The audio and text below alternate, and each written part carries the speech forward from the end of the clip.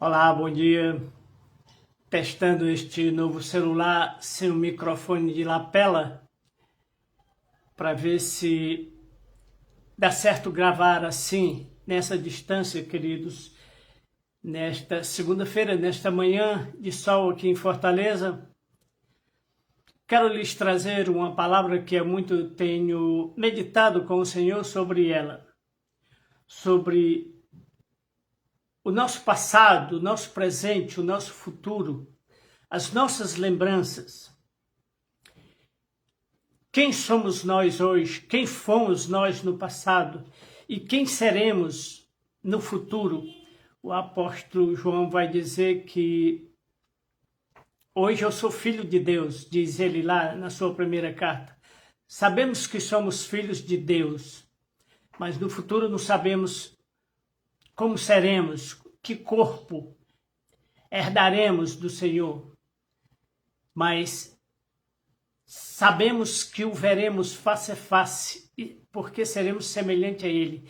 Então, João traz aquela ideia de que Pedro nos falou na sua primeira carta, quando ele diz, ignorais vós que nós, redimidos, filhos do Senhor, herdaremos ou participaremos da sua natureza divina, ou seja, hoje nós participamos da natureza humana, assim como Cristo participou da natureza humana, da nossa natureza humana. Ele se fez homem.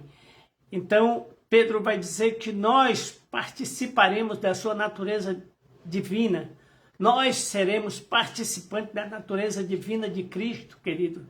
Isto é um prestígio, é uma glória para aqueles que aceitam a Jesus Cristo, que confessam como Senhor e Salvador. E eu estava conversando com o Senhor, pensando em tudo aquilo que já passei. E eu fico me perguntando, quem falará de mim? Quem se lembrará de mim? Como disse o profeta Isaías, Senhor, quem deu crédito à nossa pregação? Então, os jovens de hoje se importam com o passado, com a história, né? Será que os jovens de hoje se importam, os crentes de hoje se importam com os sofrimentos dos discípulos, com os sofrimentos de Cristo? O que os discípulos passaram para testemunhar da ressurreição de Jesus Cristo, né? Como morreram os discípulos, né? A maioria deles morreram decapitados, como João Batista, degolados ao fio da espada, outros morreram queimados. Hebreus 11 vai falar disso. Homens dos quais o mundo não é digno, diz lá o escritor. Então eu fico me perguntando, quem vai testemunhar da igreja do passado? Por exemplo, aí em Boviais, quem vai testemunhar do pastor Ezequiel, do pastor Souto Maior, do meu pai que foi presbítero, presidente de missões? Quem vai testemunhar do meu trabalho em 1988, quando cheguei aí em Boviais e fui convidado pelo irmão Idelcílio para pregar na Rádio Asa Branca, no programa Encontro com Deus, que era às 5h45, porque ele já faleceu.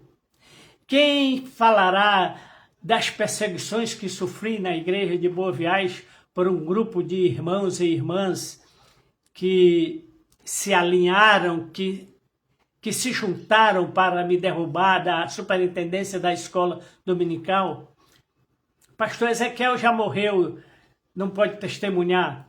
A pessoa que falou dessa perseguição para mim, o diácono José Gomes, também já faleceu, não poderá testemunhar desta grande perseguição que sofri dentro da igreja congregacional. Então, querido, quem poderá falar, se não eu mesmo hoje? Mas será que pessoas vão acreditar? Será que pessoas vão dar crédito? Será que as pessoas vão pensar que eu estou mentindo? Né? Que eu sou um mentiroso? Quem vai testemunhar do passado da igreja, do sofrimento da igreja? o que a igreja passou para ser hoje. Os jovens de hoje não se importam com o passado, com a história da igreja, com os sofrimentos da igreja. Os jovens se importam com eventos, com corrida, com futebol, né? Então, os jovens de hoje, eles querem participar dos eventos, das festas, né? Agora é uma grande festa em Boa Viagem, aniversário de 70 anos, J Neto e outros, né? Corrida, carreata. Então essas pessoas gostam de movimentos. As pessoas não dão crédito àquilo que os evangelistas passaram, o que eu passei, o que outros passaram, né? Como, por exemplo, uma figura muito presente na minha memória, o diácono Vicente Prudêncio, o diácono Rubens Fragoso, o diácono Cirilo, e tantos outros diáconos, né, diaconisas, pessoas que já faleceram, pessoas que levantaram a escola dominical, né, mas que hoje a igreja não se lembra. Então, querido, eu relendo o livro de Miqueias, Miqueias profetizou no ano 700 a 650 a.C., e profetizou nos reinados de Acais, Jotão e Ezequias. Ele era contemporâneo do profeta Isaías. Então, Miqueias vai trazer uma série de estudo em 7 capítulos e diz aqui, veja só o que a gente pode aprender com o profeta Miqueias. Em sete curtos capítulos, Miqueias apresenta um retrato de Deus, o Senhor Todo-Poderoso, que rejeita o mal, rejeita o pecado, né? Não aceita injustiça, é o Deus justo, reto, que ama o pecador, né? Um Deus bondoso, mas um Deus que castiga, como ele castigou Salomão, né? Porque diz Hebreus, Deus açoita quem ama e disciplina a quem recebe, e se o filho é filho, tem que ser disciplinado, tem que ser açoitado. E aquele que não é açoitado nem disciplinado não é filho, é um bastardo, diz o escritor aos Hebreus. Então ele vai dizer, Miqueias profetizou ao reino do norte, também ao reino do sul, o reino de Judá. Este juízo virá por causa da prevaricação dos filhos de Deus, ou de Jacó, dos pecados da casa de Israel, Miqueias 1:5. O profeta lista seus pecados, os pecados desprezíveis, querido, que hoje estão sendo repetidos. Então, o povo de outrora pecou, prevaricou, e o povo do presente também peca, prevarica. Porque o povo gosta de festa, de algazarra, né? De coisas alegres, né? De cânticos, de pulos, etc. Então ele diz aqui, olha, os pecados que acontecia no povo de Israel, o roubo, não é só a questão do roubo do dízimo que fala Malaquias, roubo do tempo, o que o rei Acabe roubou de Nabote, a vinha, né? E o que Raquel, a esposa, a segunda esposa de Jacó, roubou do seu pai, os ídolos, né? E por isso foi castigada com a esterilidade, ela ficou estéril por um bom tempo. E depois o texto bíblico vai dizer, e Deus se lembrou de Raquel. Então, se lembrar aí, não é que Deus tem a memória curta ou tenha esquecido, mas que Deus resolveu se compadecer dela. Como ele disse, eu terei misericórdia de quem eu quiser e me compadecerei, eu terei compaixão de quem me aproveta em compaixão. Então o texto bíblico diz que Deus se lembrou de Raquel e a fez fértil, assim como Deus se lembrou de Sara aos 90 anos e a fez fértil para que tivesse Isaac, o seu primogênito, né? Porque Sara também pecou mentindo e foi castigada, né? E muitos não acreditam. Ah, Deus não castiga, Deus é um Deus de amor, de bondade, de misericórdia. Deus castiga sim, querido. Lá no livro de 1 Samuel, se não me engano, 1 Samuel 7, ou 2 Samuel 7, Deus disse a Davi que ia castigar Salomão com os açoites de homens, com vara de homens e com açoite dos filhos dos homens. Deus castiga sim. Deus castigou Davi, né? Castigou Salomão. E nos castiga também com os açoites, com varas de homens, para que possamos ser repreendidos, para que possamos ser aperfeiçoados. Então ele diz, aqui em Miqueias 2, o profeta fala do roubo do povo de Deus. Em Miqueias 2 ainda, verso 8, ele fala da avareza, o que existe mais hoje no povo de Deus, a avareza, amor ao dinheiro, amor às coisas do mundo, eventos, festas, carros, casas, né?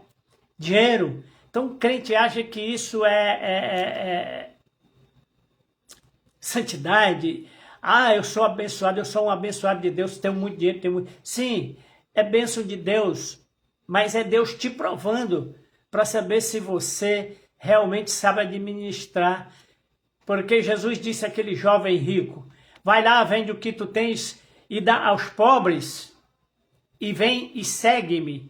Então Jesus vai dizer, se você quer ser meu discípulo, negue-se a si mesmo, tome a sua cruz e siga-me. Então Jesus Cristo, querido, ele sempre disse, olha, não ajunteis tesouro na terra, né? Ninguém pode servir a Deus e as riquezas, há de amar a um e aborrecer a outro. Então o povo de Deus comete avareza hoje, como cometia no passado. E o profeta vem aqui denunciar a avareza do povo de Deus. Assim como eu, profetizando, denuncio a avareza do povo de Deus. O povo de Deus é avarento, mesquinho, hipócrita, muitas vezes mentiroso, velhaco, né? Um povo egoísta que só pensa em si. Quem se lembra de mim? Quem creu na minha pregação? Quem se lembra de 88, 89, quando eu fui evangelista lá na Várzea da Tapera, que sofria, que passava fome e que levava o evangelho lá para aquele povo da Várzea da Tapera? Quem se lembra de 94, quando eu fui superintendente da escola e fui perseguido, né? E o diácono Zé Gomes disse, irmã Edinaldo, tem um grupo muito forte trabalhando para lhe tirar da superintendência. Mas o irmão Zé Gomes hoje está morto, já subiu para os céus, pastor Ezequiel também. Então eles não podem mais testemunhar disso. Só eles sabiam disso. E me pediram um segredo, não, eu não vou falar nome de ninguém, eu também não queria nome de ninguém, porque não estou aqui para julgar irmão, para falar de pecado de irmãos, né? Estou aqui para apregoar a palavra de Deus, o juízo de Deus, a lei de Deus, né? Há esperança ainda para nós que estamos vivos, querido, há esperança, né? Devemos voltarmos para Deus e confessarmos os nossos pecados, como diz João. Se dissermos que não temos pecado, somos mentirosos, mas se confessarmos os nossos pecados, ele é fiel e justo para nos perdoar e nos purificar de toda injustiça. Então ele diz aqui, Miqueias acusa o povo de depravação, opressão, os ricos oprimiam os pobres, hipocrisia, heresia, Miqueias 3 e 5, injustiça, o povo cometia injustiça, extorsão e mentira. Há muitos crentes hoje que são agiotas, emprestam dinheiro a juro, né? Crentes sabidos, né? São crentes que cometem extorsão com outros irmãos, crente mentiroso. Há homicídio. Há quem diga que, como eu já tenho pregado, né, os calvinistas de plantão dizem que se alguém que pregou o evangelho durante 20, 30 anos e se matou, deu um tiro na cabeça, se jogou do edifício, ele vai para o céu, porque Deus não será injusto com ele para esquecer o trabalho dele. Mas esquece da palavra de Deus que diz que se uma pessoa justa, se o justo cometer uma injustiça, toda a sua justiça será esquecida. Se eu cometer um ato de injustiça hoje, toda a justiça que eu pratiquei, ela será esquecida, porque Deus me julgará pela injustiça que cometi hoje. Portanto, não quero ser injusto. Mas se eu sou injusto e praticar um ato de justiça, diz a palavra, aquele injusto que praticar um ato de justiça hoje, no final da vida, então toda a injustiça que ele praticou será esquecida, será perdoada. É aquilo que Paulo diz, onde abundou o pecado, superabundou a graça de Deus. Onde abundou onde abundou o pecado, superabundou a graça. Então, se eu cometi injustiça no passado, hoje eu pratico a justiça, então toda a injustiça que cometi é perdoada, porque hoje eu sou justo, eu sou justificado pela graça mediante a fé. Então, aqui, o profeta fala de mentira, fala de homicídios, né? No capítulo 7, e outros crimes. O juízo de Deus virá em meio a esta terrível predição de destruição. Miqueias traz esperança e consolação, porque ele também descreve o amor de Deus. A verdade é que o juízo virá somente depois das incontáveis oportunidades de arrependimento.